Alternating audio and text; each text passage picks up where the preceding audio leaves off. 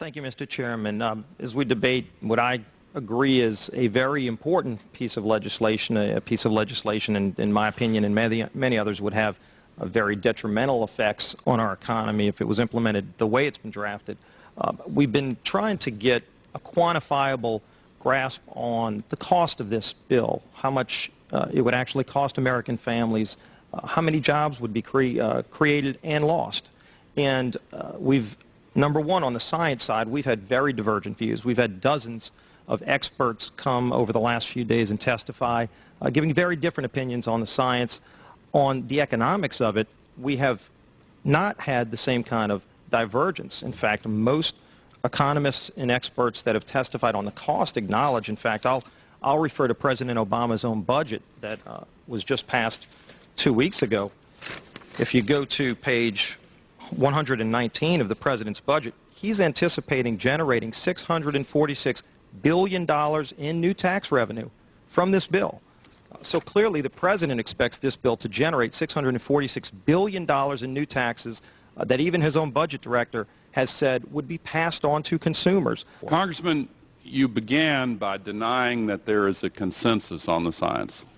There is a consensus on the science. Well, you mustn't have been listening to our testimony that we've had for the last few days with dozens of experts that have come in who have given completely different views. Well, I would encourage you to go back and look at the testimony this committee's heard.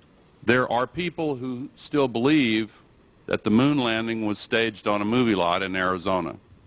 And neither of us are one of those, and I know you like giving those cute anecdotes. This is not a cutesy issue. We're talking about that can export millions of jobs out of our economy, out of our country, and testimony's been given just to those numbers. And so we're talking about a serious consequence that there would be on this country and the carbon leakage that would occur where the carbon would be emitted, but it would be emitted in China and India, and the jobs would go to China and India. And that's been testified before this committee in the last few days as well. So would you testify about the actual cost? Do you want to talk about the cost? Man-made global warming pollution causes global warming.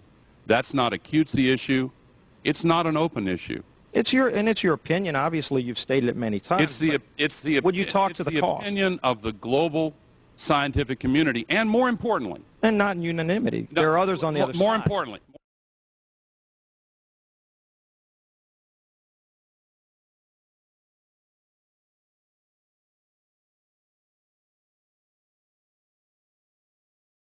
And you talk about carbon, and I'm running out of time. We talk about carbon polluters. You talk about them. It's my understanding that back in 1997, when you were vice president, Enron's CEO, Ken Lay, was involved in discussions with you at the White House about helping develop this type of policy, this trading scheme. And is that accurate? Is it inaccurate? It's been reported. I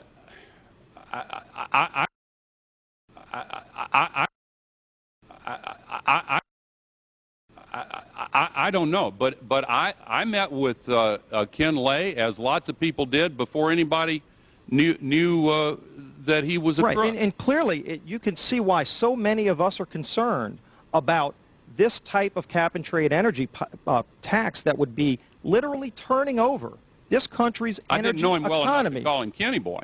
Well, but you knew him well enough to help devise this trading scheme, and obviously we know what Enron and these big guys on Wall Street like Goldman Sachs, and I know you've got interest with Goldman Sachs. No. These people, well, that's been reported. Is that not accurate? No, I wish I did. With executives from you're partnered in companies with executives from Goldman Sachs. Well,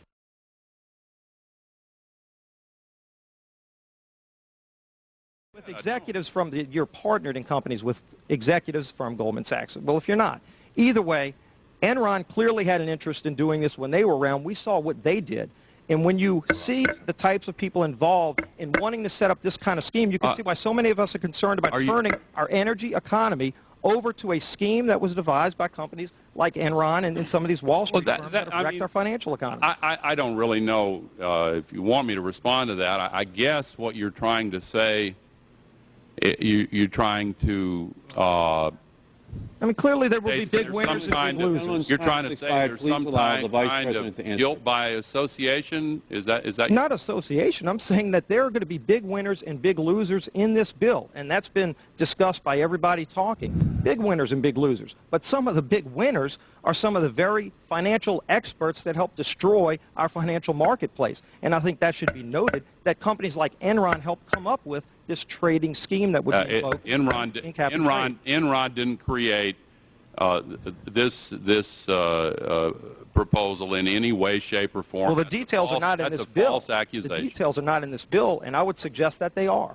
For the record, the proposal that we're considering has had the CEO of General Electric, of Alcoa, of Rio Tinto, of corporations across the country who have testified in conjunction with major environmental groups. That is the proposal that we are considering.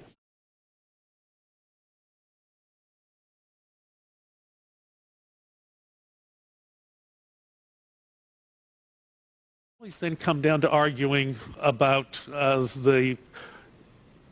did global warming cause Katrina? Did global warming cause the death of a polar bear? And there are going to be arguments on both sides. Why not just leave that aside? Why not focus on the security? Why not focus on the economy? Why do we have to be in a position of picking winners and losers? We've just watched a financial meltdown in this country, the likes of which hasn't been seen in some time. Now, if people like credit default swaps, they're really going to like the carbon swaps that are going to occur and the carbon future swaps. We spent a full day in this committee last summer talking about the manipulation of the energy futures market in oil. We're going to create, I fear, another such system that people who have an inclination to react dishonestly to systems are going to actually have a new opportunity. Is that not a problem? Well, let me look at your analogy in a slightly different way. There were warnings that the credit default swaps and the subprime mortgages and the other activities that caused the financial crisis were going to bring us ruin if we didn't address them, and nothing was done about it. If I could finish my answer. There are warnings now of a far worse catastrophe, and they're coming from a unified IPCC representing the global scientific community. And if nothing were to be done about it, the results would be far worse. Now, and no one who's come before this committee from a scientific basis can show us the smoking gun that mankind is causing this to happen.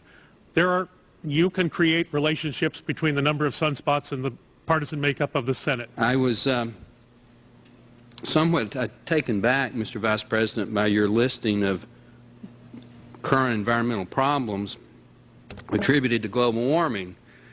You did miss a few, though. The Dallas Cowboys have not won a playoff game in 10 years. You didn't mention that. And you also, as Mr. Markey pointed out to me, the the New England Patriots didn't make it to the Super Bowl. I would add those to the list of problems that you enumerate.